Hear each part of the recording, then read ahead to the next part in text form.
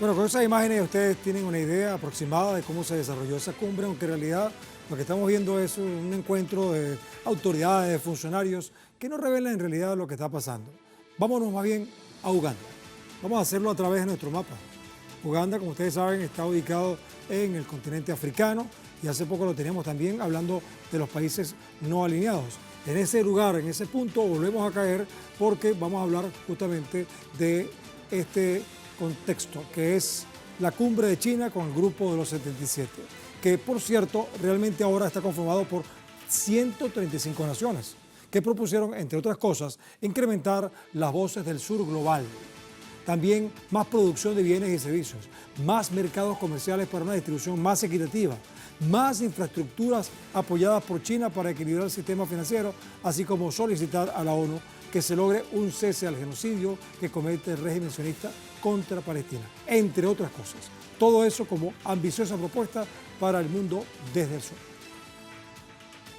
Bueno, fíjense ustedes, vamos a ver cuáles han sido los logros de este importante grupo intergubernamental. Aquí lo tenemos.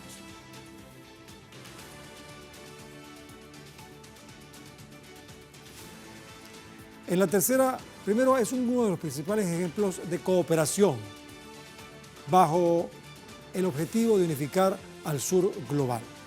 Segundo, ha logrado mantenerse unido durante 5 décadas usando el multilateralismo para alinear los intereses económicos de las naciones que lo conforman.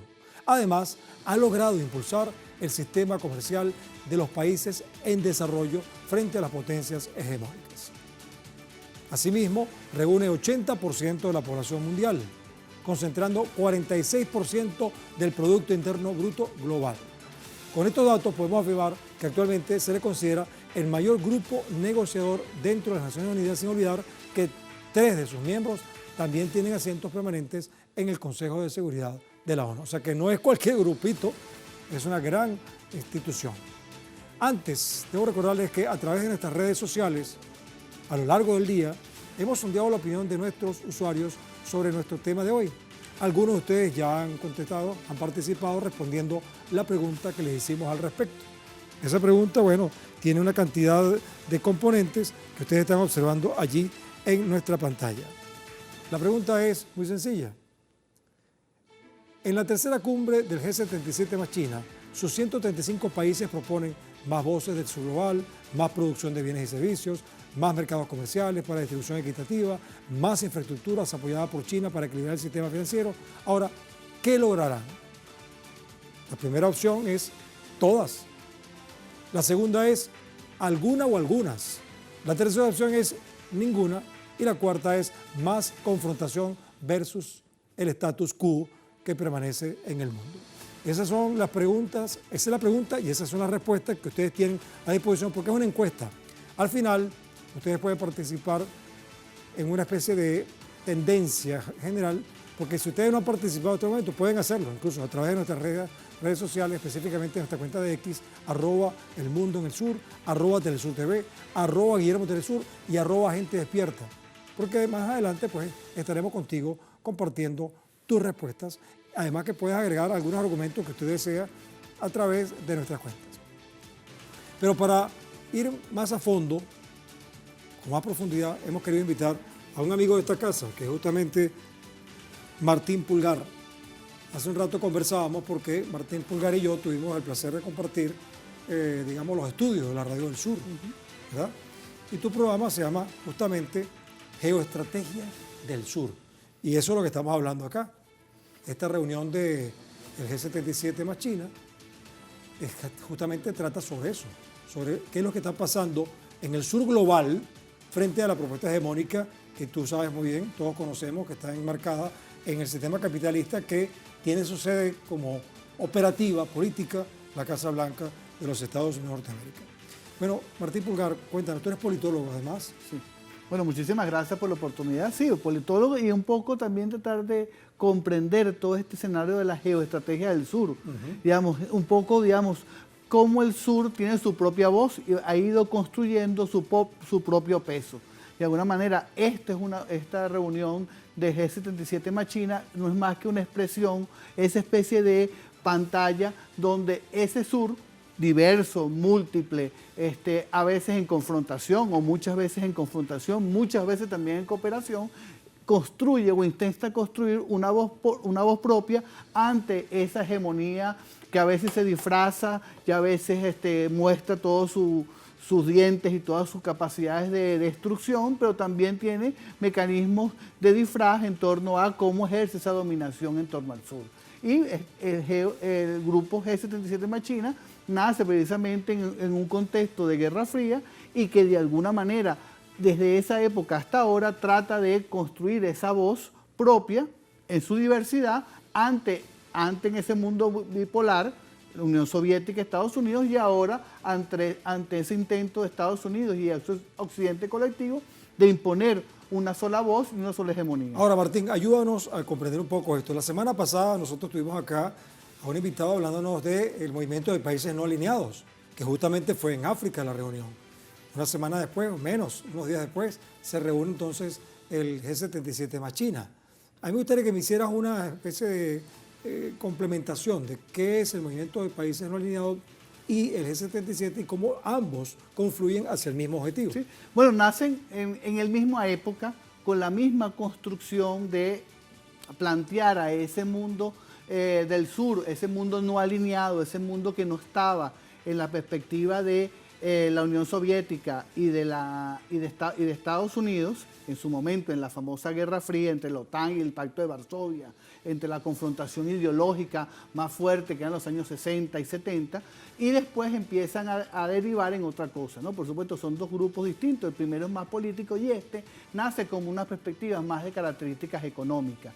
Nace en el contexto de la conformación de todas estas políticas del desarrollo, de las propuestas del desarrollo y cómo ese sur global planteaba la posibilidad de, dentro de un camino propio, cómo construir el desarrollo sin alinearse. Pero ambos países prácticamente están conformados por las mismas naciones.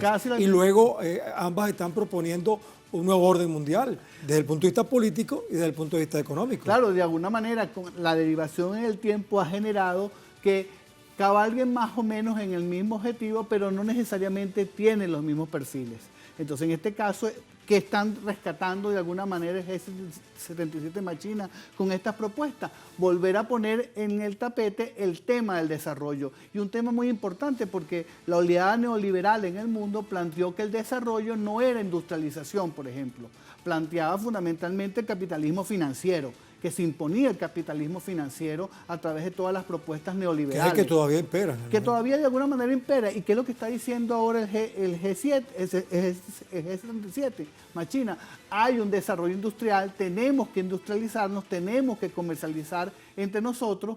O sea, están retomando una vieja idea que es el proceso de industrialización que prácticamente fue olvidado a partir del pensamiento financiero, que es la piedra angular de todo el pensamiento neoliberal. Bueno, tuviste algunas de las propuestas que se hicieron, más producción, más mercados, mejores mercados, además, para garantizar el crecimiento, ¿no? Así es, porque de alguna manera, buena parte del proceso, lo que ha sucedido en todo este tiempo, fundamentalmente a partir del fin de la Unión Soviética y del mundo bipolar, es la desindustrialización del tercer mundo, pues de lo que llamaban el tercer mundo, de este sur global. Ahora, fíjate tú, es el G77 más China, que por cierto, vamos a recordar, fueron 77 cuando comenzaron, pero ya son 135 con China. Entonces, ¿qué ocurre? Cuando ellos se proponen más producción, más mercados, más equidad incluso en esos mercados, con la ayuda de China, a quien le están pidiendo que lo ayude con la construcción de infraestructuras, ¿de qué estamos hablando? O sea, ¿qué importancia tiene China en ese contexto? Claro, hay que también entender que cuando nace este grupo, China era prácticamente un país subdesarrollado, estaba en los feudal casi. Casi feudal y estaba pasando por procesos económicos muy complejos. Digamos, era uno más dentro de toda esta escala del sur global, del sur. Ella era parte del sur global, solo que tenía por su peso también específico, por el liderazgo de todo su élite gobernante del Partido Comunista en su momento. Era muy importante tener una vocería importante, muy especialmente en África, en los movimientos de liberación. Pero era uno más con el mismo peso. Ahora, la China de ahora no es la China del inicio de todos estos grupos. China ha posicionado ya como la segunda economía del mundo y ya, según algunos indicadores, ya es la primera. Realmente, economía del mundo es la fábrica del mundo, digamos, sigue creciendo y a pesar de que algunos dicen que China va a entrar en un proceso como de estabilización, es decir, que esos niveles de 8, 9% de crecimiento ya no son posibles en China, 5%, 6% de crecimiento es brutal para un país de 1.400 millones de habitantes. Claro, seguro. Entonces, digamos, los números a veces se relativizan, ¿no? Sí. Son relativos. No, bueno, y además cuando se habla de que es la primera potencia, ya estamos hablando en términos tecnológicos. Bueno, ya hoy en día claro, es la primera potencia tecnológica. Seguro, ya digamos Hay quienes calculan que Estados Unidos incluso está 30 años atrasado con respecto a China. En muchísimos aspectos ya cuando tú empiezas a desagregar esos elementos que definen la economía, muchos de esos elementos ya China ha avanzado enormemente con respecto Ahora, entonces si eso es así, ¿verdad? Si todos sabemos ya, incluso los mismos Estados Unidos saben, o qué es lo que saben ellos, no sé, que las cosas van derivando hacia China y hacia los aliados de China, la ruta y la franja de la seda, que Rusia y China están unidos, en fin, tantas cosas que se observan, que son síntomas de un cambio global.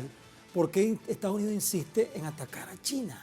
¿No se da cuenta que sería más fácil? Bueno, yo no sé, tú eres el especialista, pero ¿no sería mejor trabajar en equipo? Bueno, por supuesto que yo soy siempre un colaborador y creo, por supuesto, en la cooperación antes que en el conflicto, aunque no niego el conflicto como un elemento clave en la política y en la política global aún más. Pero, por supuesto, en el caso de Estados Unidos lo que está preservando es su liderazgo o inclusive su hegemonía. Porque el liderazgo puede ser que inclusive quizás nunca lo pierda, siempre sea el primero más o menos en muchas cosas. Pero la hegemonía, el que domine todos los escenarios, el que impone la regla del juego, ya prácticamente cada vez le es más difícil. Solo le quedan algunos elementos hegemónicos y cada vez menos, especialmente en el campo militar, que sigue siendo una potencia importante, pero ya no tan hegemónica como fue algunos años atrás. En el mundo financiero cada vez es menos importante. ¿Crees tú que va a haber algún momento en que no solamente el liderazgo de China se imponga desde el punto de vista tecnológico y comercial, sino también desde el punto de vista militar, por ejemplo? Yo creo que, digamos, no solamente hay se van a equiparar los niveles de poder militar, pero no solamente entre China y los Estados Unidos, sino también entre Rusia y entre otros actores que también están creciendo en su peso, no solamente militar, sino en diferentes campos. Entonces, si eso está ocurriendo, ¿qué le pasa a Estados Unidos? Que se está equivocando. ¿Qué pareciera, no? ¿O no? No, yo creo que él está jugando el negociador duro. Se le está haciendo un juego de negociación con la pistola en la mano. Digamos, con la pistola en la mano, le pone la 38 en la mesa, ese viejo imagen, digamos, de que yo negocio así, pero él sabe que ese es un posicionamiento para no perder ese primero entre los iguales. O sea, el mundo se está definiendo en varios polos y en varias mesas, ¿no? O sea, el caso de China ya es evidente. Rusia ha demostrado que no es una economía que se está destruyendo, sino que todo lo contrario se está creciendo y posicionándose entre las primeras 5 del mundo, ya no va a poder ser destruida, que era la intencionalidad de los Estados Unidos, fundamentalmente con la guerra proxy en Ucrania. Otras economías como la India cada vez se posicionan más y en el campo, con más habitantes que China incluso. Y más habitantes de China y que bueno, hay toda una discusión sobre si ella va a cabalgar los mismos pasos de China para su desarrollo y otros dicen que no es posible porque ya ese momento pasó. Pero el software tienen una gran adelanto. Y hay una serie de consideraciones que la mano de obra barata o menos cara, en fin. Pero en todo caso, la India se va a posicionar también como un poder importante que no necesariamente se va a aliar con Estados Unidos o con China, sino que va a tener también su propio peso. Y hay otros países que están ahí un poco más a las sombras, como Indonesia, como Malasia, por ejemplo. La multipolaridad. Que tienen su propio peso. Entonces, lo que sucede no es solamente que Estados Unidos entre en una decadencia, sino que otros países empiezan a asumir también unos pesos importantes y empiezan también a levantar la voz, su voz propia, sus indicaciones propias. Vamos a hacer una cosa, Martín. En la próxima parte, porque vamos a hacer un corte, vamos a conversar un poco sobre las propuestas que se hicieron en esta cumbre del G77 más China y qué perspectivas hay, porque estamos hablando de 2030 también, estamos hablando de algunas metas que tienen que alcanzar y el mismo presidente de Uganda sentía que hay dificultad para que eso se cumpla si todos los países no hacen lo que tienen que hacer. Así que bueno, de eso vamos a hablar en la próxima parte. Vamos a despedirnos entonces de esta primera parte, pero recuerden que aún tienen tiempo para participar en la encuesta que hemos publicado en nuestras redes sociales, pues al final, como les hemos dicho, nuestra emisión analizaremos los resultados y las tendencias de sus opiniones, que son muy importantes para nosotros aquí en Del Sur. Vamos a hablar entonces sobre las propuestas de la actual cumbre de G77 más China, aquí, porque estamos viendo el mundo desde el sur.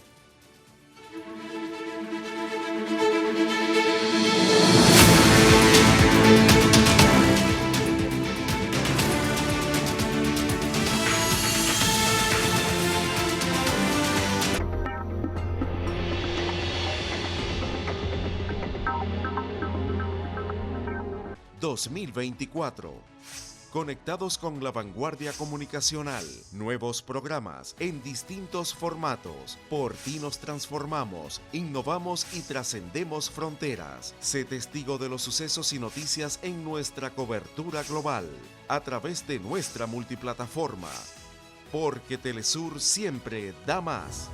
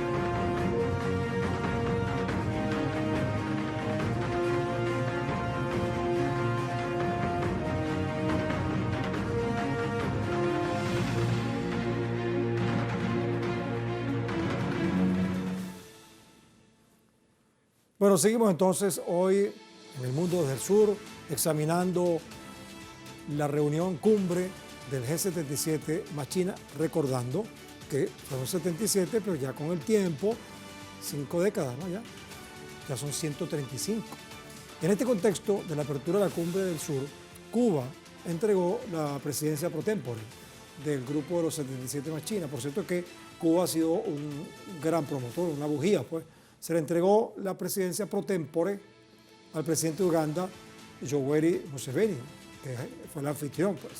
Tras un año de intenso trabajo y una fructífera agenda de actividades, el miembro del Buró Político y vicepresidente de la República de Cuba, Salvador Valdés, que ha estado muy activo, aseguró que ha sido motivo de gran orgullo y honor presidir por primera vez el grupo, en un momento cuando llamó también a la unidad del G77 más China, con el objetivo de intentar cambiar el orden internacional establecido por siglos de colonialismo y dependencia. Estoy leyendo textualmente lo que él dijo, pero mejor